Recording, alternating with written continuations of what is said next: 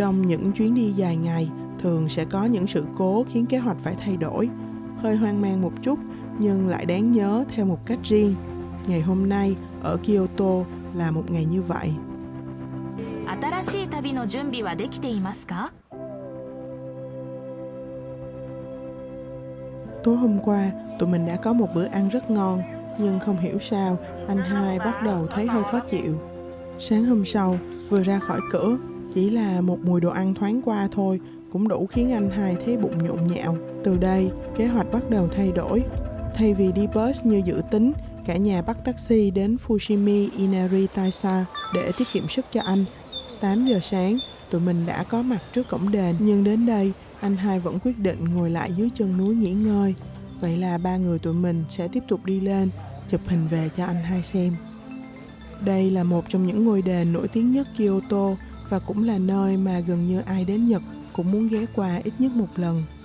Ngôi đền này thờ thần Inari, vị thần của lúa gạo, kinh doanh và sự thịnh vượng. Nếu để ý kỹ, bạn sẽ thấy rất nhiều tượng cáo ở đây. Trong văn hóa Nhật Bản, cáo hay kitsune được xem là sứ giả của thần Inari. Thường thì mỗi bức tượng sẽ ngậm một thứ gì đó, có thể là chìa khóa, cuộn giấy hoặc hạt lúa. Và rồi tụi mình bắt đầu đi vào con đường nổi tiếng nhất ở đây. Những cánh cổng torii màu đỏ nối nhau liên tục, tạo thành một đường hầm rất đặc biệt. Nếu nhìn phía sau mỗi cánh cổng, bạn sẽ thấy tên của người hoặc công ty đã quyên góp cùng với ngày dựng cổng. Đây cũng là lý do vì sao nơi này có đến hàng ngàn cổng torii như vậy.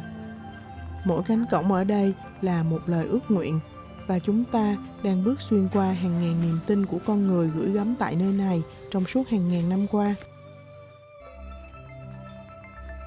Hôm nay, ánh nắng không xuất hiện để vẽ nên những vệt đỏ rực rỡ giữa hàng ngàn cánh cổng torii. Thay vào đó là một lớp mưa bụi rất nhẹ, lặng lẽ phủ lên từng bước chân. Và không hiểu sao, chính sự thiếu vắng ánh sáng ấy lại khiến nơi này trở nên trầm hơn và cũng huyền bí hơn. Nếu bạn có ý định đi hết toàn bộ con đường này thì sẽ mất khoảng 2 đến 3 tiếng. Nhưng thật ra chỉ cần đi khoảng 30 đến 45 phút đầu thôi là bạn đã có thể cảm nhận được hết không khí ở đây rồi. Hôm đó tụi mình cũng không đi quá xa vì cũng sốt ruột cho anh hai đang chờ dưới chân núi, nên chỉ đi 1/3 đoạn đường là tụi mình quyết định rẽ ngang để xuống núi. Sau 40 tuổi, tâm lý tiếc của mình cũng giảm dần.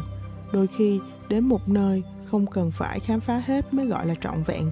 Mình thấy vừa đủ là đẹp nhất.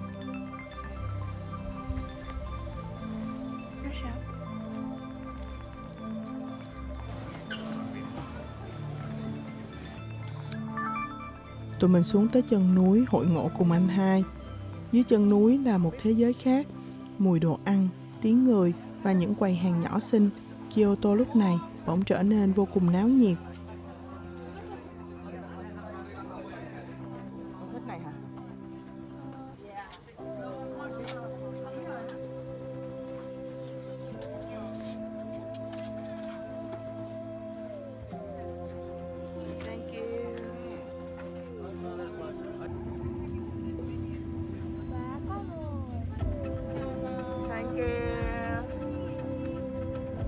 Vô tình, một vị sư lặng lẽ đi qua con hẻm nhỏ, không ồn ào, không vội vã, chỉ là một khoảnh khắc khi thời gian dường như đứng lại và Kyoto trở về với dáng hình xưa cũ. Nhưng rồi tụi mình biết là không thể đi tiếp, anh hai lại bị ói và tụi mình quyết định hủy kế hoạch đi Uchi, thủ phủ matcha của Nhật Bản, đón taxi và nhanh chóng quay trở lại homestay. Chờ anh hai thấy đỡ hơn thì cả nhà tranh thủ đi ăn trưa ở ngay khu zone. Buổi trưa hôm đó là một niềm vui bất ngờ cho một ngày bị vỡ kế hoạch. Mình nghe nói thường phải xếp hàng rất lâu, nhưng hôm đó tụi mình vừa vào là có chỗ luôn. Món ăn gây tò mò và cũng là bestseller của quán là Wagyu Volcano. Phần thịt được xếp thành hình như một ngọn núi nhỏ. Khi khuấy phần lòng đỏ ở giữa như dung nham núi lửa tràn ra. Ở đây thì mỗi người sẽ gọi một phần riêng, không share chung. Có những phần đầy đủ các loại topping, có thể lên đến 100 đô Úc một phần. Nhưng tụi mình chọn phần cơ bản, 2.970 yên là đã thấy rất ngon rồi. Nếu muốn ăn đúng điệu Kyoto thì mình hãy xem qua bản hướng dẫn của quán nhé. Bước 1 là nhúng bò vào trứng.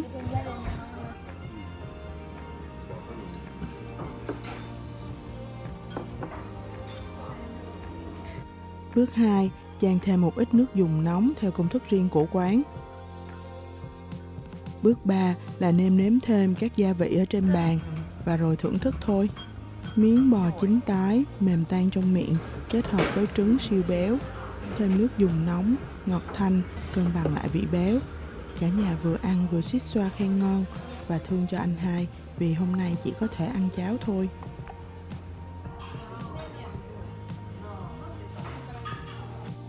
Sau bữa ăn thì mẹ ở lại homestay với anh hai, còn ba và em sẽ tranh thủ khám phá xung quanh một chút. Và hai cha con đã tìm thấy một niềm vui nhỏ, Pet Cafe. Người ta đến đây không phải để uống nước mà để được thỏa thích chơi đùa cùng các bạn thú dễ thương.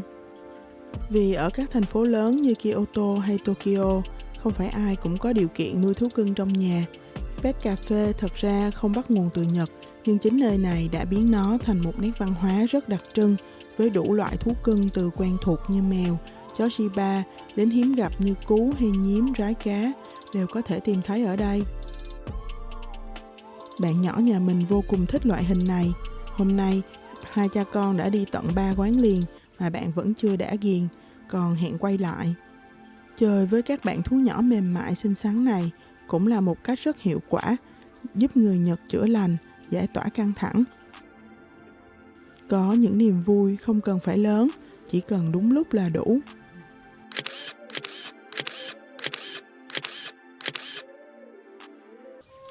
Sau một ngày khá dài, tụi mình chọn kết thúc bằng một buổi tối rất Kyoto.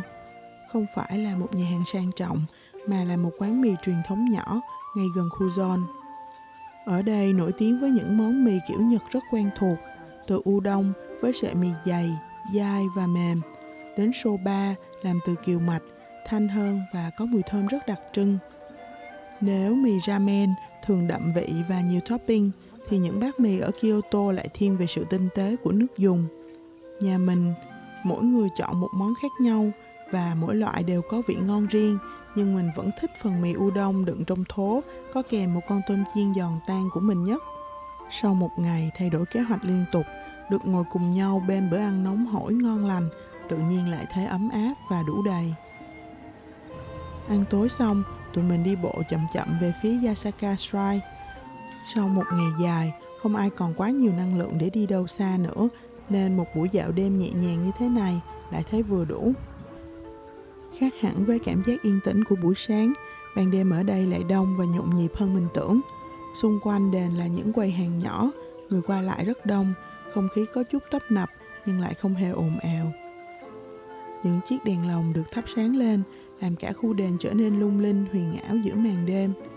Cứ thế, mọi người chậm chậm đi dạo, chụp ảnh, ngắm người qua lại, ngắm ánh đèn vàng ấm áp và hòa mình vào không khí bình yên của nơi đây. Ngày thứ 6 không diễn ra như tụi mình đã dự tính, nhưng có lẽ chính những ngày như vậy lại là những ngày tụi mình nhớ lâu nhất. Kyoto về đêm vẫn sáng lên rất dịu dàng và tụi mình cũng khép lại một ngày nhẹ nhàng như thế. また近いうちにお会いしましょう。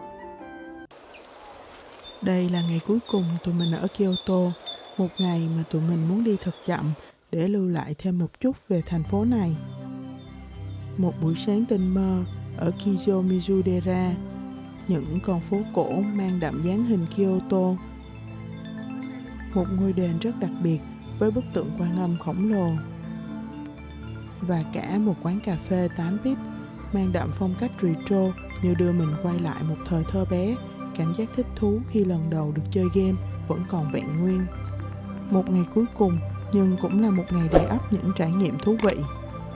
Đừng quên theo dõi để tiếp tục hành trình cùng tụi mình nhé. Nếu nhìn sơ qua những bức tượng cáo Kitsune trông có vẻ khá giống nhau, nhưng thực ra lại không hoàn toàn như vậy. Bởi vì trong miệng mỗi bức tượng sẽ ngậm một vật khác nhau. Vậy những vật ấy có ý nghĩa gì? Chìa khóa tượng trưng cho việc sở hữu kho lúa và sự giàu có. một cuộn giấy như lời hứa hay những giao kèo trong kinh doanh, hoặc một bó lúa đại diện cho sự sống và mùa màng. Và đôi khi là một viên ngọc nhỏ được tin là có thể biến điều ước thành hiện thực. Những chi tiết rất nhỏ nhưng lại nói lên rất nhiều điều về niềm tin của người Nhật xưa.